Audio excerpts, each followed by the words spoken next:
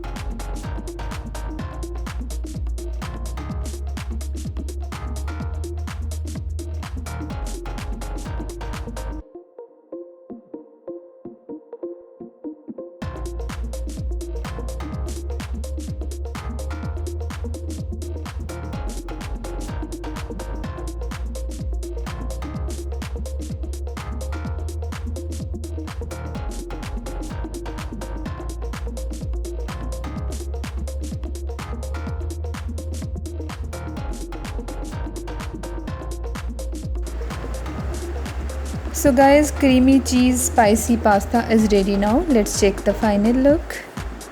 It's time for us to take it out in our serving dish and decorate it. Wow, it looks so yummy. Guys, do try this and share results with me in comment box. Don't forget to share this recipe link with your friends and family, and don't forget to subscribe my channel. Thanks for watching my video. We'll see you soon with new recipe. Till then, take care. Bye bye. Allah Hafiz.